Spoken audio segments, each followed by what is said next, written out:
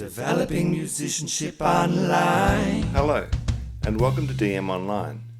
Today, we're going to have a look at a proper example of a full band recorded acoustically and how we would address the mix issues that come along with an acoustic mix. So this means that the drum kit has been mic'd with 7 to 8 microphones, that there's horns, and there's chord instruments like guitar and bass, keys. So we've got a lot of different sounds, which means we're going to need to EQ carefully to give everything its spot. We're going to have to collectively bring the drum sound together into one centralized spot from all its individual components, and we need it to sound good. So this may take a while.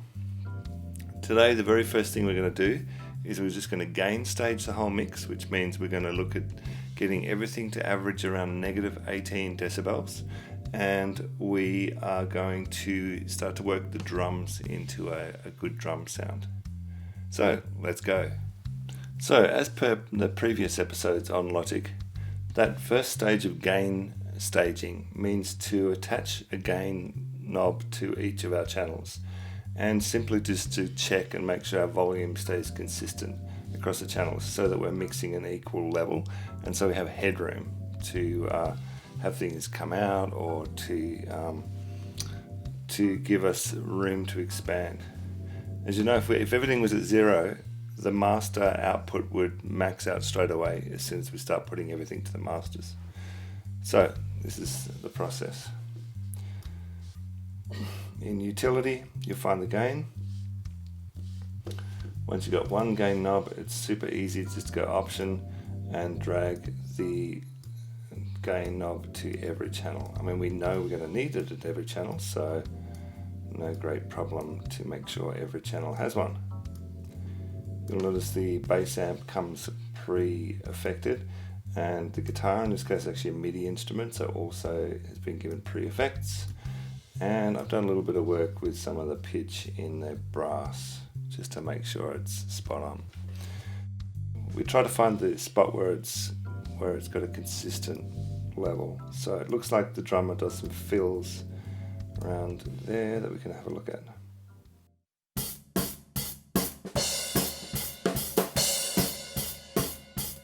See, already the masters are maxing out with one channel.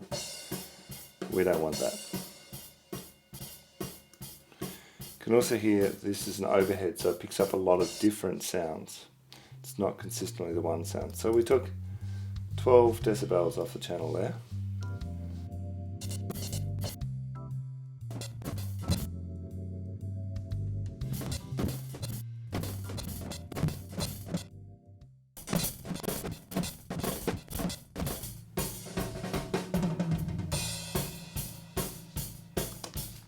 Okay, that looks pretty good. So once we've got that gain staging, we can also check the gain staging on the other instruments, but today I'm really focused on the drums, so we'll just move on. A dead room is not particularly pretty for any musical instance, so at some point we need to actually think about reverb, and we can do that at a lot of different spots, but what I like to do is have an auxiliary reverb track ready to go. So we add a reverb by going to the options and creating new auxiliary strip. Then we create a bus for that, which may as well be bus 1 because I haven't used anything else at this point. Okay, and then we drop in a reverb unit.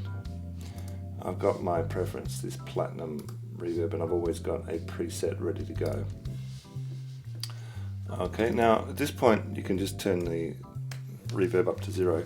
The only reverb that we're going to get is what is fed to bus 1, so otherwise the reverb's not in here. It's about where you feed it to bus 1 that's the first question, and then the second question is whether or not you are allowing the full mix of frequencies through, because some of the low frequencies in reverb can muddy up the recording, so we often cut a lot of low frequency out of reverb. So I'm just going to leave that sitting there. I'm not interested in doing anything more for the moment. So I layer instruments up, And in terms of drum kit, the most important parts are the bass drum, the snare drum, and the cymbals. So they would be my starting point. So I need to find a good spot in the track where I'm going to get a nice bit of time in the case of bass, snare, and cymbals. Don't need the fills at this point. So, first step is to start bussing things out. What we're going to do is we're going to create a parallel bus for the bass drum, so it'll go through two channels. One channel will be strongly affected, the other channel will be raw, no effects at all, and we will mix the two together to give us the kick with enough of the original sound to still maintain some of the acoustical qualities of the instrument. So I'm going to bus to bus 2, and this is going to be bass drum dry, and then I'm going to need another bus 2 for the bass drum wet.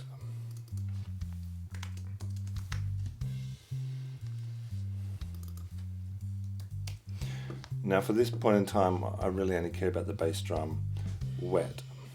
I'll leave these to stereo out, and later I will make that next step, which is to bus them to a stereo mix of left, right, and center. So there's 3 channels of the glued together drum sound, but at the moment I'm just handling the component of bass drum, so I'll leave it going to stereo out for the moment. So I don't really need to hear the bass drum dry just yet. I just want bass drum wet, and we only want bass drum, so we can switch off or mute all other components. So the first thing, we're going to want to EQ the sound, which goes EQ first, compression second. Now, first thing is you want to cut out all the high frequency, because you don't really need high frequency in a bass drum. We can turn the analyzer off, we'll see where the bass drum's predominantly hitting. We'll leave all of the bass end in, we don't need to cut anything there. So predominantly it's around the 50 to 100. So this is where we're going to find boosts that we can use to change its quality and give it some presence. Now remember, I'm going to go extreme, and then I'm going to mix this back in less extreme. But I don't want to gain a lot of gain, so I'm still mindful of keeping down around negative 18. Okay, and I'm going to put in some compression.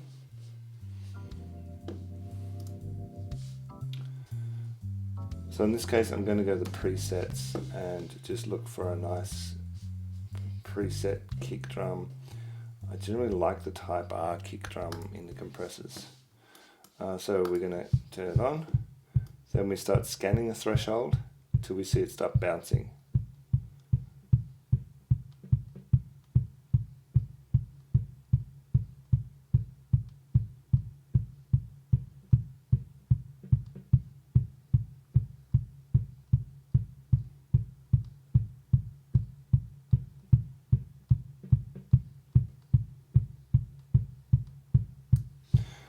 In this case, the makeup gain is going to affect the part that is being compressed. So if I start turning the makeup gain up, I'm going to get a lot more of the actual effect in the thing. And we can see this in the graph. Okay, I'm getting a lot more gain. This is where it was before.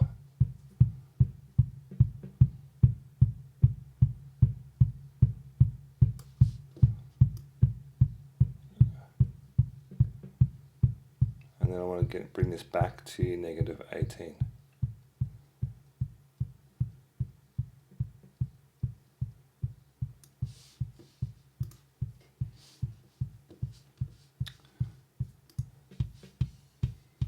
So this is putting in the wet and the dry together.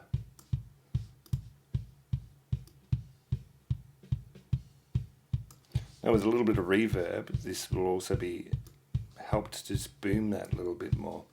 So I can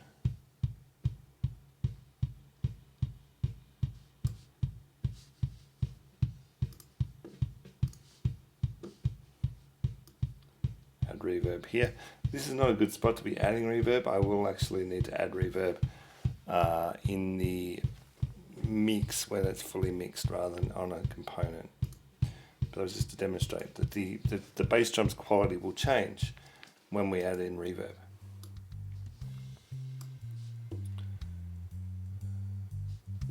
Now just listening to this, I'm finding that the kick drum is a bit dead.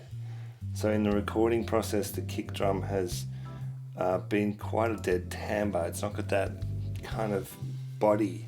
So I'm going to go chasing the body with another compressor. This is another thing that some mixers do, is add compression layers rather than just adding one compression to the whole instrument.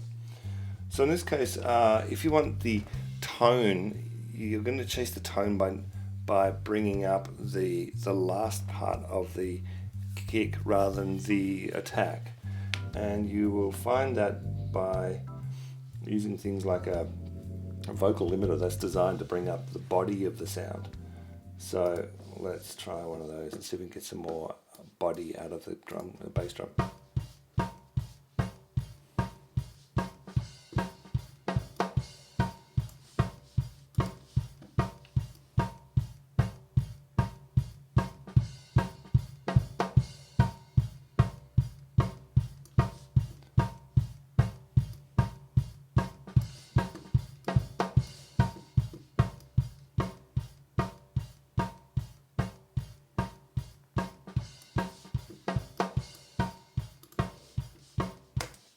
Nothing wrong with having a few compressors in there doing different things. So that was two compressors doing something different with each other. Okay, I'm going to repeat exactly the same process with snare drum.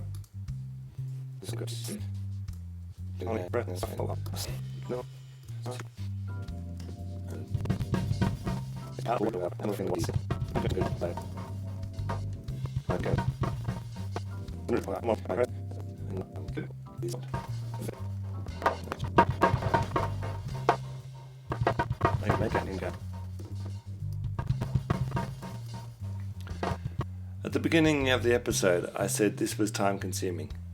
This has taken so long just to get the bass drum and the snare drum down that in that time I've had a haircut, trimmed a beard, had a good shower and a sleep, and we're still going. And hence I use time-lapse to skip through some of the time-consuming parts of mixing these things down. So I'm going to leave it here today, and next episode we'll address the cymbals and the toms and the overall sound of the drum kit. So till then, thanks for joining me. Bye-bye.